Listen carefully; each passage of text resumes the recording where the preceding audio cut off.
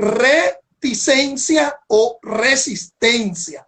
¿Por qué? Porque la cosa va desde este punto de vista.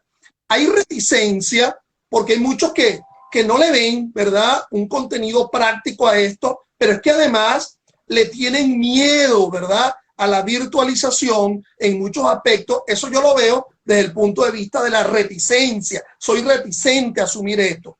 Pero lo de la resistencia, que sería del otro lado, es por una cosa mucho más profunda, digamos, mucho más finalística del asunto. Me resisto a creer que lo virtual va a ser la salida porque con ello se están violando determinadas garantías. ¿Cómo es posible que se pueda realizar una audiencia cuando yo no pueda tener a mi lado al propio defendible, ni siquiera para que me diga por el oído que lo que está diciendo el testigo es o no es así? Asimismo, con respecto al testigo, hay gente que se pudiera negar. ¿Cómo yo sé que él tiene frente a sí solamente la cámara de la computadora y que la computadora no está pasando al mismo tiempo lo que él tiene que decir?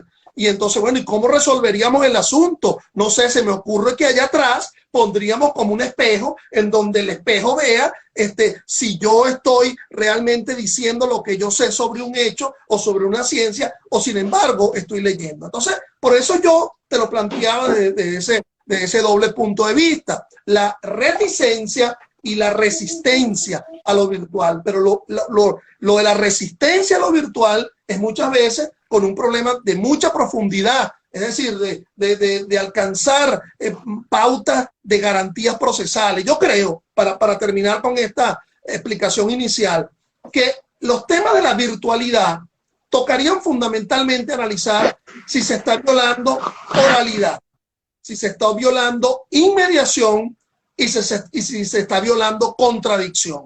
Porque esos tres principios, oralidad, inmediación y contradicción, son principios muy caros pues, para el ejercicio de la profesión y el ejercicio sobre todo en audiencia. Interesante, profesor. Y es medular la introducción que usted hace de la disertación. Porque recuerdo que en esa oportunidad, cuando entra en vigencia el COP, yo tuve la experiencia de colaborar en los cursos que se dictaron a los jueces en la adaptación del nuevo esquema, el nuevo paradigma de pasar del Código de Enjuiciamiento Criminal al Código Orgánico Procesal Penal. Y sí escuché y pude palpar la preocupación de muchos abogados de no adaptarse al nuevo sistema, la oralidad, estos principios procesales, la inmediación, la concentración, y resulta ser de que muchos quedaron como que fuera de circulación, o sea, como que no se montaron en el autobús del cambio y quedaron por allí, bueno, ejerciendo otras materias, ya como que no les gustó mucho este nuevo paradigma, estaban ya acostumbrados, quizás enquistados en este Código de Enjuiciamiento Criminal, pero bueno, otros colegas sí se montaron en ese autobús y siguieron adelante, y hoy por hoy, bueno, están ejerciendo la materia penal, por decir un ejemplo. Igual con esta virtualización del proceso le tengo que hacer quizás dos grandes bloques o dos grandes escenarios. Primero, hay un escenario subjetivo, el hecho de que el abogado acepte que esto es un cambio irreversible y que de aquí en adelante es lo que va a venir: audiencias virtuales, evacuación de testigos, contestaciones de la demanda, una cantidad de asuntos que se van a manejar por estas plataformas.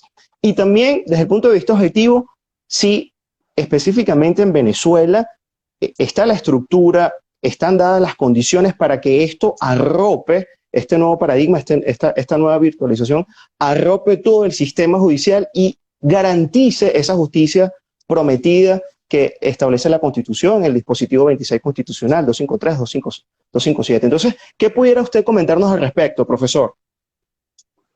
Bueno, lo que pasa es que eso forma parte de ese esquema, ¿verdad? De lo de la reticencia. Muchos que dicen, no me inscribo, no me meto en ese caudal, en esa ola de la virtualización, porque lo objetivo, la plataforma para poder transmitir es muy precaria. Hay un nivel de precariedad en el caso venezolano, pero que tampoco es solamente vinculado al caso venezolano. En los últimos años, cuando uno ha venido analizando qué pasa en muchas realidades sobre la virtualización de las audiencias, quizás tengan un internet sólido, quizás no tengan problemas de electricidad en muchos otros países, pero allí también hay problemas, ¿verdad?, de aflicción de la garantía, porque se dice que por más que exista un problema de virtualización, hay un irrespeto fundamental de esos contenidos, digamos, sacrosantos que se ven en el mundo del proceso. Fíjate que te voy a dar varios ejemplos que ayer yo exponía en una conferencia, en una disertación allí en el Colegio de Abogados. El propio hecho, acuérdate que ¿por qué acudimos a un tribunal? ¿Por qué acudimos a un abogado? Bueno, porque hay una contención. Si no hubiese una contención, bueno, la gente solventaría sus problemas. Se acude a una asistencia letrada en la búsqueda de una resolución. A lo mejor ese hecho ya por sí es virtual, ¿verdad? Yo mencionaba el caso de las criptomonedas. Imagínate un mayor nivel de virtualización que el tema de la criptomoneda. En el ámbito nuestro, en el ámbito penal, bueno, ya se está hablando de violaciones virtuales. Es decir, que alguien disfruta su concupiscencia, sus bajas pasiones, como se suele decir, sin, y disculpen a los que me están escuchando esto, sin penetrar a nadie, es decir, solamente disfrutándolo porque lo está percibiendo por allí, obligando a otro. Entonces, los hechos se virtualizan, pero es que si además se va a virtualizar el proceso y se va a virtualizar la enseñanza del proceso. Mira el ejemplo que yo te mencionaba de la alumna que me llamaba y que me decía, no va a ser las evaluaciones o las clases desde el punto de vista virtual. Fíjate que en Venezuela la carrera de Derecho dura más o menos 5 años, dura 5 años, pero en otras partes del mundo dura 4 años. Si alguien empezó a estudiar Derecho, por ejemplo, a finales del año 2019, bueno, y si esta pandemia culmina, bueno, ya la mitad de la carrera la habrá hecho de forma virtual. O sea, ya ni siquiera con la presencia en un salón de clase. Mucho más el ejercicio de la profesión. Claro que obviamente el tema de la falta de recursos informáticos es un tema que está de verdad afectando a Venezuela, pero en la cola hay muchas cosas. En la cola, en primer lugar, comprar las vacunas para que por lo menos el 70% pueda ser vacunado. Sistema acusatorio. Fíjate cómo se nos taladra el tema de la oralidad y de la inmediación. Inmediación. Estar presente en una audiencia. No queremos nada por escrito. No queremos esa audiencia en la cual que la audiencia de allí se ejerciera el derecho a la...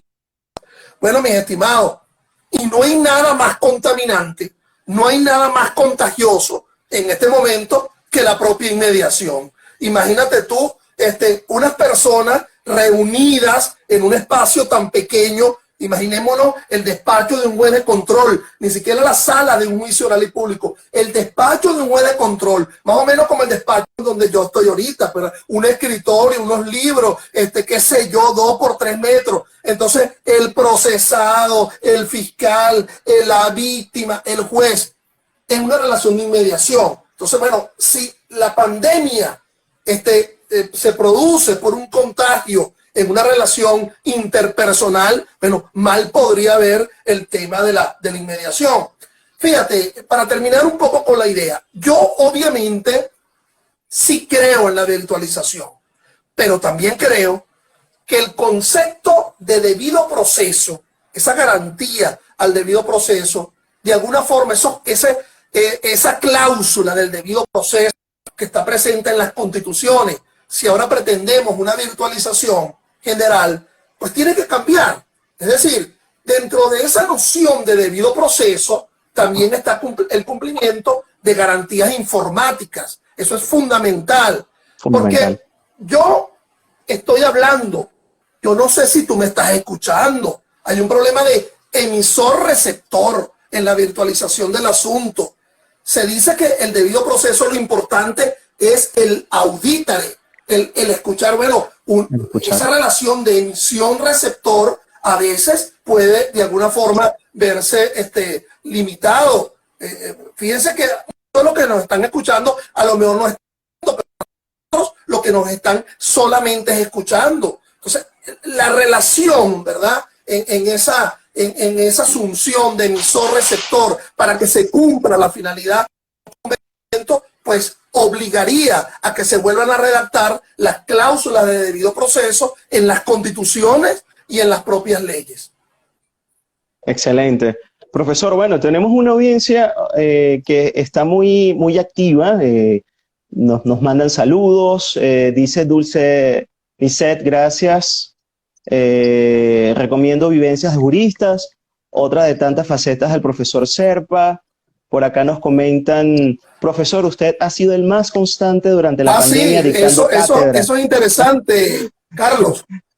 No obstante, En la ese variedad. canal YouTube, Ajá, en adelante. ese canal YouTube, no solamente están las clases mías, sino que están unas conversaciones. Yo no pretendo ser periodista ni entrevistar a nadie, pero unas conversaciones que yo he tenido con importantes juristas del país, un poco que ellos relaten su vida, el aspecto humano, ¿verdad? Del ejercicio de la profesión, de sus estudios. Interesantísima, los invito. Lean, por ejemplo, vean, por ejemplo, allí las vivencias de Alberto Artiaga, ¿verdad? La vivencia de un Ramón Escobar, la vivencia de un Rodrigo Rivera, las vivencias, por ejemplo, de un Juan Luis Modolel, etcétera. En el canal YouTube Ángel Serpa Aponte y van a encontrar lo que se llama Vivencias de Jurista, para ubicar un tanto el lado humano de esta profesión. Fíjense bien lo que dice por acá Jean Manuel. ¿Consideran ustedes que de algún modo se viola el derecho a la comunicación directa con la defensa de los privados de libertad en las audiencias virtuales? ¿Qué pudiéramos decir al respecto, profesor? ¿Me está escuchando? Sí, sí, lo estoy escuchando. Okay. Que si hay una violación, que no, te escuché hubo mucha interrupción. Sí, fíjate que la Constitución,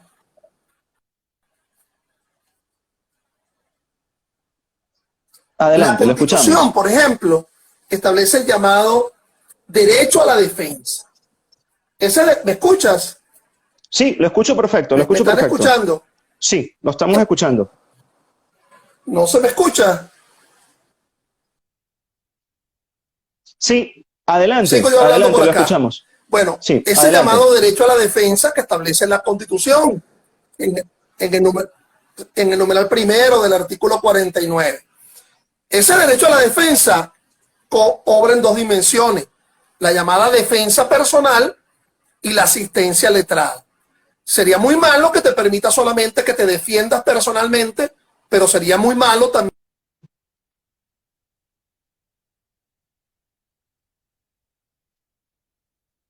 Obviamente que en el tema de la virtualización hay una limitante de la inmediación, ya no solo de la inmediación de la parte con respecto al juez, que es el concepto de inmediación, sino la relación de inmediación entre la parte con respecto a su defendible.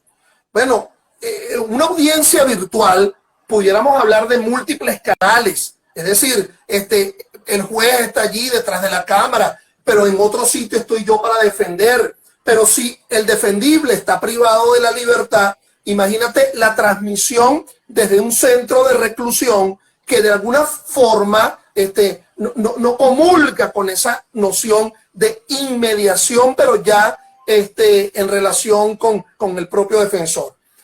En síntesis, de esas tres garantías que yo te mencionaba, oralidad, contradicción e inmediación, la virtualización, a mi modo de ver, solventa dos. ¿Okay?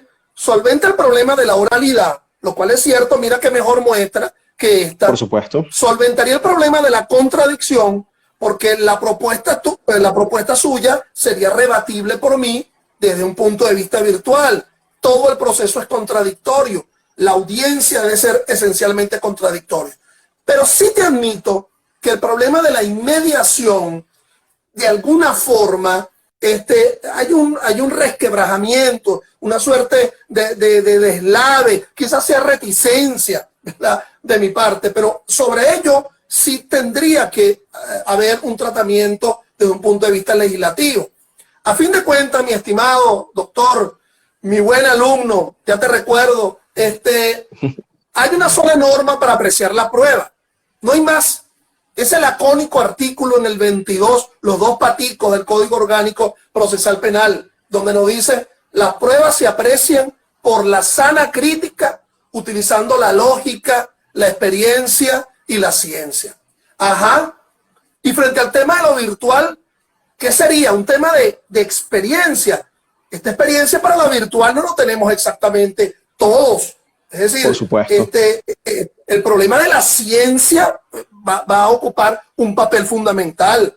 Por eso es que los colegas, por ejemplo, hay mucha gente que es abogado y es ingeniero informático, o son ingenieros de sistemas y abogado. Bueno, esa gente va a tener un excelente, un plausible trabajo a partir de ahora. ¿Por qué? Porque a partir de ahora las críticas van a ser, las críticas contra la prueba va a ser una crítica ideológica, es decir, contra la idea que está plasmada en la prueba per se. Una crítica material, es decir, contra el soporte, pero también va a surgir una crítica informática. Es decir, la caída de las transmisiones cuando alguien estaba hablando en ese momento. Fíjate que mucha gente me dice, Carlos, me dice lo siguiente, me dice, oye, mira, yo he aprendido mucho más en estas clases virtuales que asistiendo a las clases. Bueno, está bien, en Zoom está muy bien, pero si no están grabadas las clases virtuales, eso queda en el aire, se desvanece. Es decir, sí, es interesante, pero si no tiene un soporte fijo, por ejemplo, en el YouTube, en la nube, etcétera, etcétera, eso se pierde. Entonces, son, digamos, muchos aspectos en donde quizás el área del derecho que está siendo menos tratado frente al problema de la virtualización es la del derecho penal. Porque en las otras áreas del derecho, bueno, se habla de la virtualización del documento, dentro de lo administrativo, dentro de lo mercantil, el tema de los registros virtualizados, perfecto. Pero el tema penal, sobre todo en función de la prueba, juega un papel de primer orden y no es poca cosa lo que está en juego. Es un tema de impunidad, o es un tema de condenar a alguien injustamente sobre la base de una prueba virtualmente no bien concebida. Profesor, usted ha comentado algo súper interesante en cuanto a la inmediación. Habló de que la regulación debería venir desde el punto de vista legislativo. La virtualización en Venezuela llega quizás por un embudo, esa ola, esa necesidad, esa demanda de los ciudadanos de reclamar justicia. Quiero que abran los tribunales, yo quiero mi sentencia, ciudadano juez, quiero que se procese mi causa.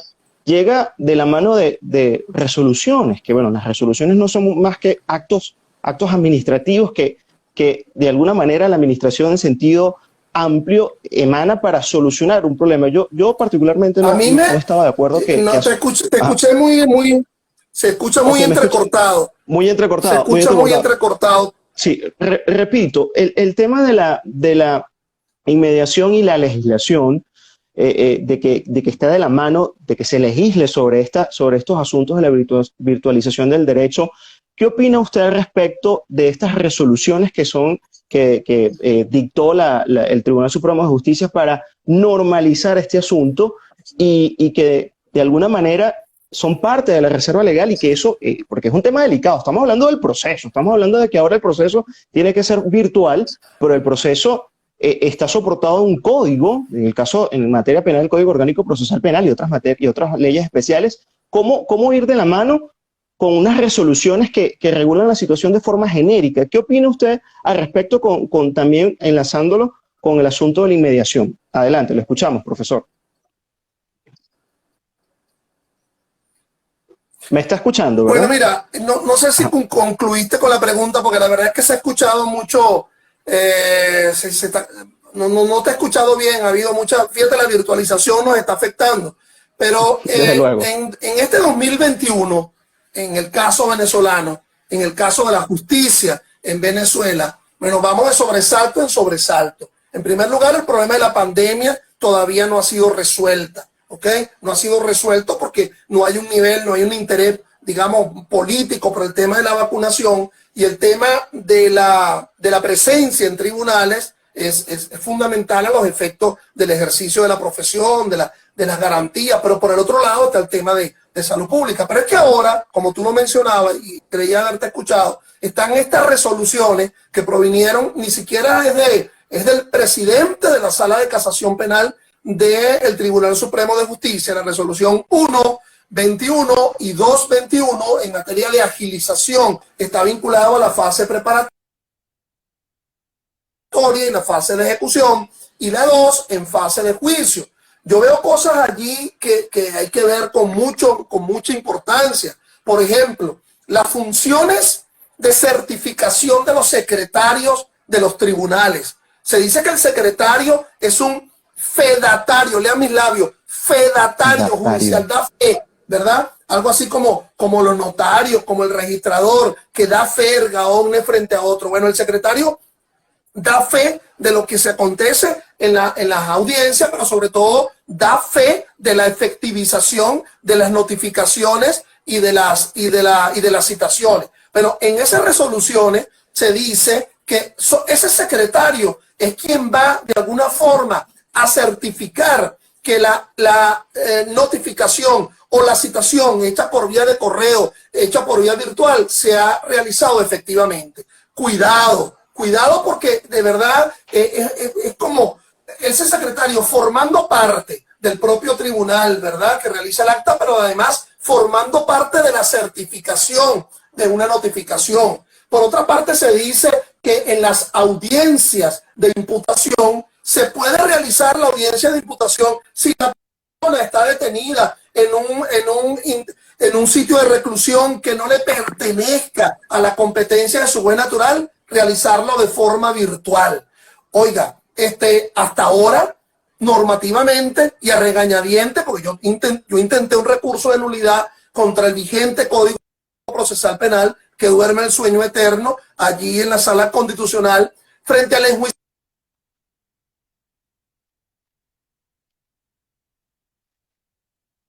cual lo permiten las normas en el juicio oral y público. Pero si ahora se va a permitir también el enjuiciamiento en ausencia de la audiencia de imputación, disque solventado por un problema, por medios virtuales, bueno, aquí definitivamente ese principio de audiencia, bueno, no estaría presente. Es terrible esa circunstancia. Además, se está anunciando que la Asamblea Nacional, unos diputados de la Asamblea Nacional van a hacer una reforma del Poder Judicial. Cuidado con eso, porque no, a lo mejor se buscan, están consigo gente que sepa de esto. La verdad es que no tengo la menor idea, pero cuidado con esas apresuradas de presión internacional, bien sea en la búsqueda de empréstitos o bien sea para no ser sancionado por la Corte Penal Internacional. ¿Recuerdan la última de estas reformas judiciales que se hicieron allá en los años 99, 2000, cuando estaba Manuel Quijada, que era constituyente, y se inició un proceso, ¿verdad?, de concursos, de concursos? Bueno, yo recuerdo que en el jurado de esos concursos para el ingreso de juez había gente de la talla, por ejemplo, de Ramón Escobar Salón, estaba gente de la talla de Alberto Artiaga, Elsie Rosales, Juan Luis Modolel, por nombrar algunos y por nombrarlos solo en el ámbito del derecho penal. Uno se preguntaría, ¿quiénes serían esos nuevos jurados que estarían presentes en tribunales en concursos de oposición para una reforma del poder judicial? Bueno, todas estas son variables, ¿verdad?, que están presentes frente al ejercicio de la profesión. Estamos casi, mañana culminaríamos una semana importante para nosotros, los abogados. Yo creo que el derecho siempre es la salida, pero hay amenazas, ¿ok? Hay amenazas frente al ejercicio de la profesión en Venezuela. Y ojo, no estoy hablando siquiera de los casos políticos, porque a lo mejor alguno me estaría escuchando y me dice, bueno, esto pasa solamente en los casos políticos, porque cuando es un problema de delincuencia común, estafa, apropiación indebida, no pasa. No, sigue pasando. Pero es que además, mi estimado Calanche, se habla de la virtualización solamente por este tema de la informática. La virtualización, el concepto de lo que es virtual, es una especie de pararealidad. Uno diría, bueno, la primera virtualización es una virtualización normativa. Uno tiene los códigos, ¿verdad? Y de allí uno interpreta el asunto. Pero cuando la propia Sala Constitucional ha venido interpretando y creando precedentes vinculantes, ¿ok?, que son distintos a los que establecen los códigos, hay una suerte de fuente virtual del derecho, ¿ok? Yo no sé si a ti te pasa que cuando abogado que se precie en este momento, no solamente va a conocer las normas, sino que tiene que estar pendiente de las interpretaciones de esa sala constitucional. Ahí está el Código Civil indicándote que es concubino, el que es soltero, viudo, divorciado. No, nada de eso. Puede ser un concubinato putativo, ¿verdad? Porque lo ha decidido la sala constitucional. Y yo no sé si a ti te pasa que cuando tú no puedes ingresar a la página del Tribunal Supremo, le dices al compañero, al colega, oye, vale, has podido ingresar, no he podido ingresar. Oye, uno se siente como desasistido, uno se siente como que sin derecho, ¿verdad? Como cuando el teléfono celular no lo tiene, te lo robaron, etcétera. Oye, me habrán escrito, pero eso forma parte de esa realidad virtual, ¿verdad? Cómo se estructura el derecho en Venezuela. Algo así como, yo siempre lo repito, ¿verdad?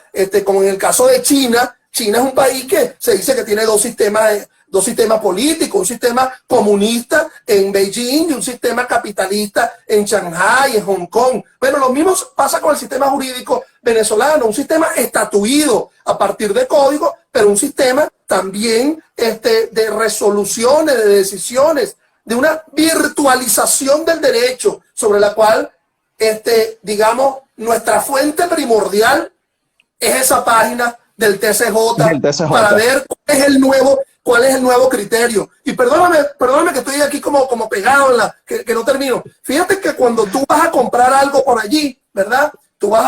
Alguien se divorcia, entonces ahí está en los registros, entonces está, oye, se casó, se divorció, se murió.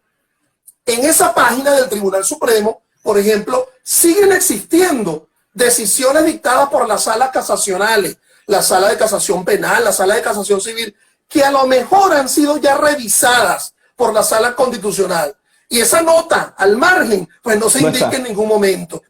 No está. Entonces yo los invito a que cada vez que tú vayas en el ejercicio de la profesión a invocar una sentencia, mira lo que dice la sala de casación penal, mira lo que dice la sala político-administrativa, tómate la molestia de colocar el nombre de esas partes en esa causa y en el buscador, a ver si por casualidad la sala constitucional revisó ese criterio de que tú alegabas y enarbolabas en un tribunal.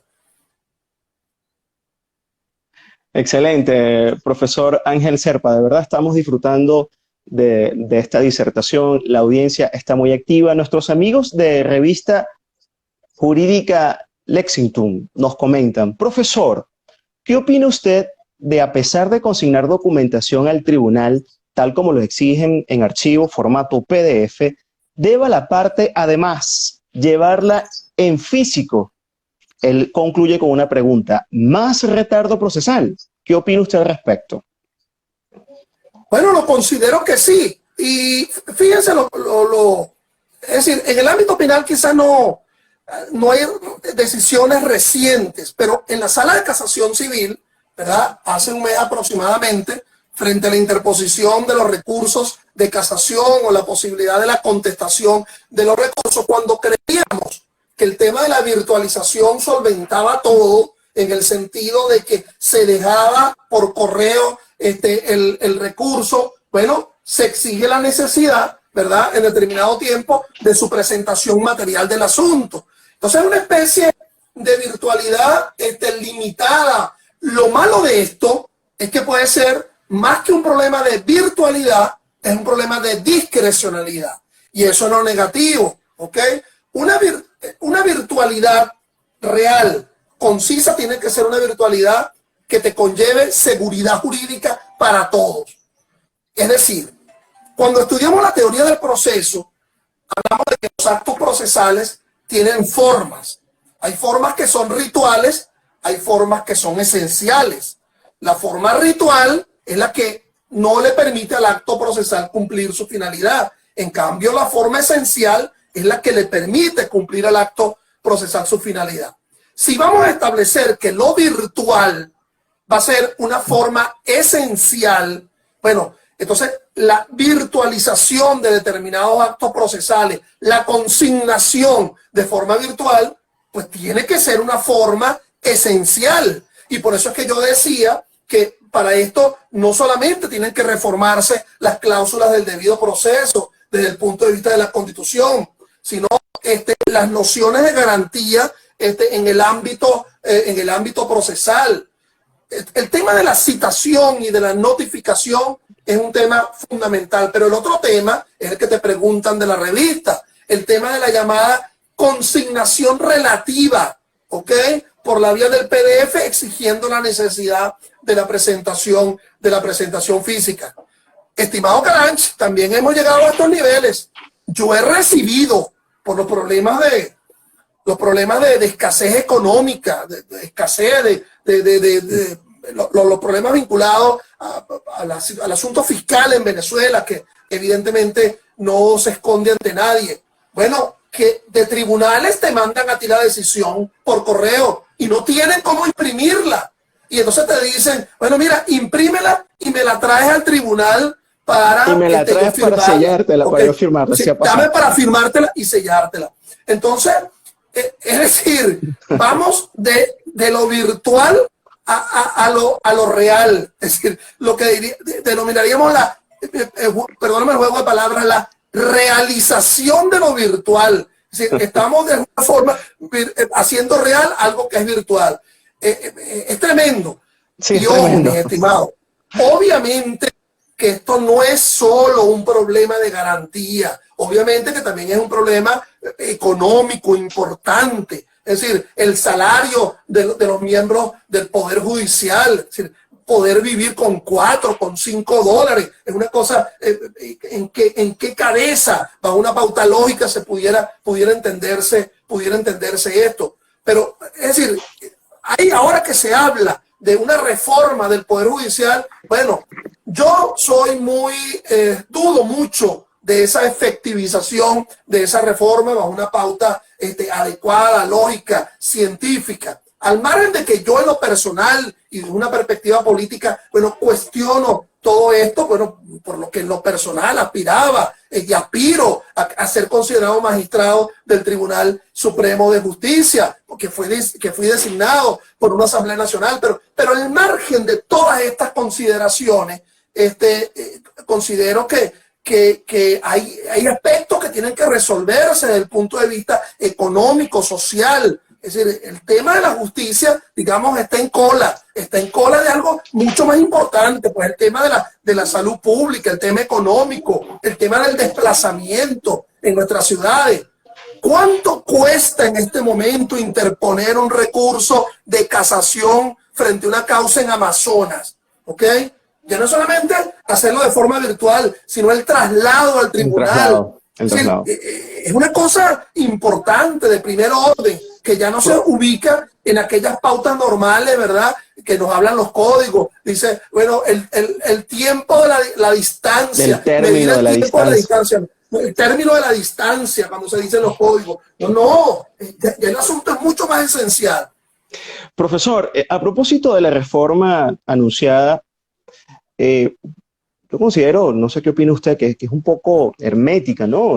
Se hacen los enunciados de 3 individuos, 3 personas públicas, pero no veo la convocatoria a la Academia de Ciencias Políticas y Económicas, a las facultades de Derecho, a los colegios de abogados sobre esta llamada reforma judicial. ¿Qué opina usted al respecto? ¿Qué opina Ángel Serpa respecto de esta llamada convocatoria a la reforma del Poder Judicial, la reforma judicial? En primer lugar, si es una reforma judicial legal, no puede ser concebida con un matiz de contenido político. ¿Ok? En primer lugar. No es un problema de odio, no es un problema de resolver controversia y sobre todo no es un problema de limpiarle la cara a un régimen a los fines de lograr no ser sancionado por instancias internacionales. Ha de esencializarse la reforma. Claro que hace falta una reforma del pueblo, claro, evidente, al margen de todo este contexto. ¿Okay? Esto que estamos hablando, la virtualización, la necesidad de la virtualización que llegó para quedarse y ojalá la pandemia llegó para irse, pero implica la necesidad de una reforma del Poder Judicial. ¿Okay? La necesidad de reforma de códigos, de leyes. obviamente ello es importante, necesario, vital, ¿ok? Ahora, una reforma alejada de la sapiencia jurídica que surge de las universidades, de las academias. Mira, la labor de la Academia de Ciencias Políticas y Sociales en los últimos 2, 3 años, ¿ok?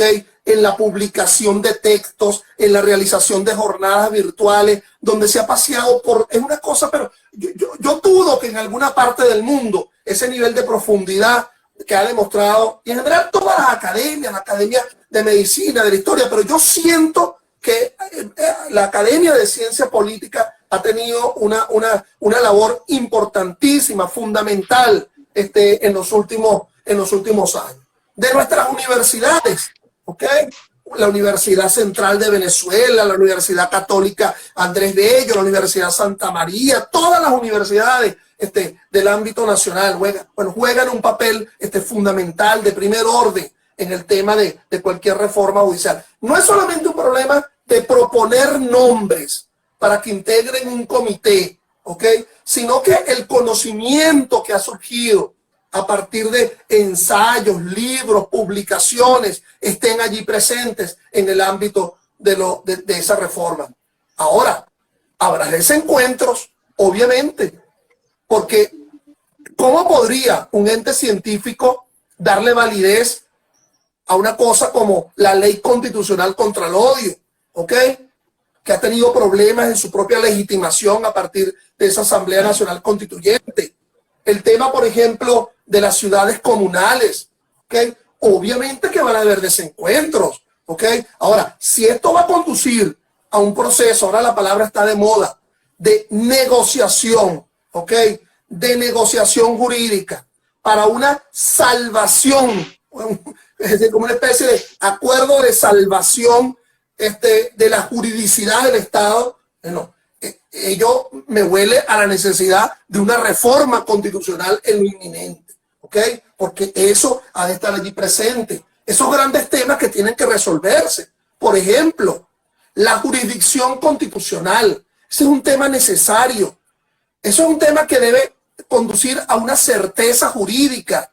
Es decir, cuando hay cosa juzgada, cuando se supone que ya hay una decisión máxima de una sala casacional, viene la sala constitucional y asume la llamada revisión constitucional. Y se han dado casos, inclusive, de revisión de la revisión. Es decir, que la propia sala constitucional ha revisado sus propios fallos de revisión. Por cierto, lo ha hecho a través de una cosa que se denomina la aclaratoria. Pareciera que la aclaratoria, la solicitud declaratoria, parece que, digamos, es el recurso superior, más que la revisión constitucional. Entonces, esto es tremendo, ¿ok? Entonces, ¿cómo es posible, y al margen de todas consideraciones políticas? Mira, se legisla en materia de amparo a finales de los años del 1980. Se promulga esta Constitución del 99. El artículo 27 establece la necesidad, establece allí el amparo como garantía y como recurso. Han pasado muchísimas directivas por esa Asamblea Nacional, pero muchísimas directivas. Ya la cuenta de los que han pasado. Ahí por ahí estuvo Miquilena, creo que estuvo también, no sé si Maduro fue también presidente de la Asamblea Nacional, no sé si Cilia Flores, Ramos Alú, Julio Borges, Diosdado Cabello. Ahorita, ¿quién está de presidente? ¿Quién está ahorita? No recuerdo. Bueno, no recuerdo, de verdad. Y todavía no se ha reformado la ley de amparo. Es decir, el amparo es algo importantísimo. Esa solicitud de revisión constitucional. Yo soy de los que cree necesariamente que sí debe existir una sala constitucional. Pero esa sala constitucional no debería formar parte del Tribunal Supremo de Justicia. Si la arquitectura constitucional debería ser por vía de un tribunal distinto. ¿Cómo es posible que los propios magistrados formen parte de la sala plena del Tribunal Supremo de Justicia? Imagínate tú, simple ejemplo. Alguien vaya a solicitar, se solicita el juicio de mérito de un alto funcionario público, presidente de la República, ministro, diputado a la Asamblea Nacional, y entonces esos 32 magistrados que forman parte de la sala plena del Tribunal Supremo de Justicia, o deciden con lugar la solicitud ante juicio de mérito, o decide sin lugar, lo que fuere. ¿Ante quién apela ese alto funcionario? Más arriba que la sala plena, pues no habría nadie. Y pareciera que para ello hay solución para todo. Bueno, no importa, dirá alguien por allí. Solicita la revisión constitucional frente a esa decisión de la sala plena. ¿Pero ante quién? Ante la sala constitucional. Pero si esa sala constitucional integró la sala plena, bueno, para toda solución, esos magistrados, que son 7, tienen su suplente. Entonces, con 7. Bueno, imagínate tú, 7, la mayoría de 7 es 4. Vamos a suponer que de esos 7, 3 salvan el voto. El problema que hay allí, 4 suplentes le podían revisar el fallo a 32 magistrados titulares del Tribunal Supremo de Justicia. Es evidente que la concepción, la ubicación de la sala constitucional en ese Tribunal Supremo de Justicia, ya por un simple problema de arquitectura constitucional, ya eso tiene que ser reformado, eso tiene que ser revisado. Profesor, el tiempo en Instagram es un poco limitado. De verdad que hemos disfrutado al máximo de esta disertación. Personas que nos están visitando del interior nos comentan. Por acá, muy buenas tardes, un cordial saludo para todos. Muchas gracias. Ha sido de verdad algo súper interesante lo que hasta ahora hemos conversado, lo que hasta ahora se ha disertado. Estamos en el mes de junio, profesor Ángel Serpa. Ayer fue el Día Nacional del Abogado.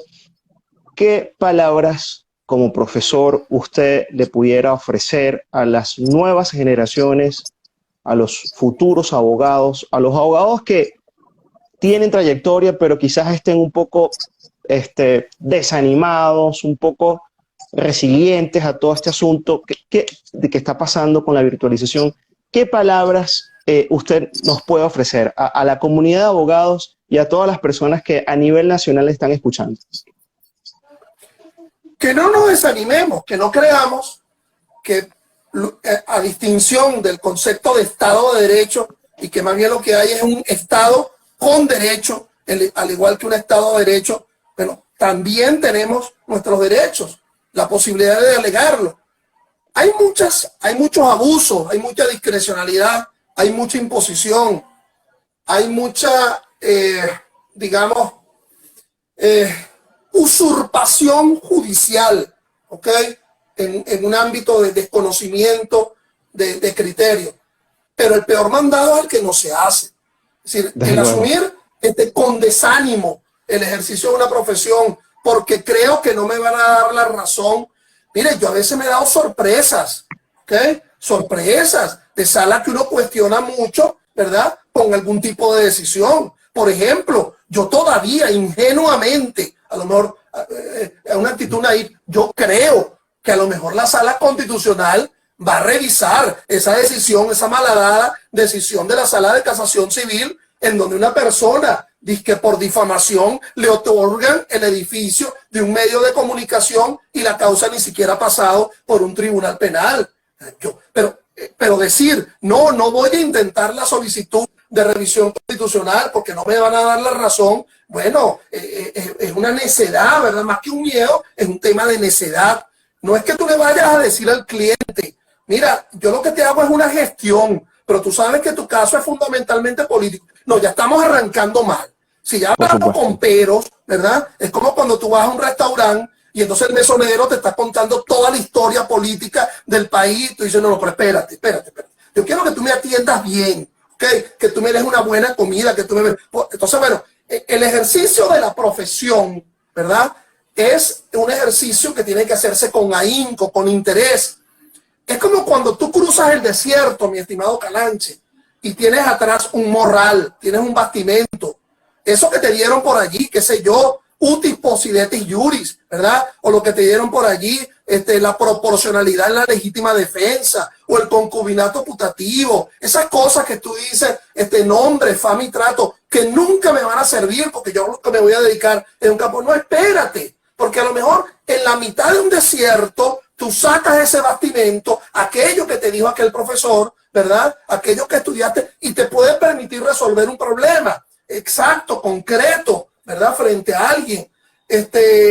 Bueno, eso es lo que yo puedo recomendar. No es solamente el tema de la virtualización, que hay que estar montado en esto, no es el tema constantemente estudiando. Es decir, el que quiso graduarse de abogado para solamente tocar, como yo digo, tocar barriga, ¿verdad? Y así resolver los casos, ¿ok?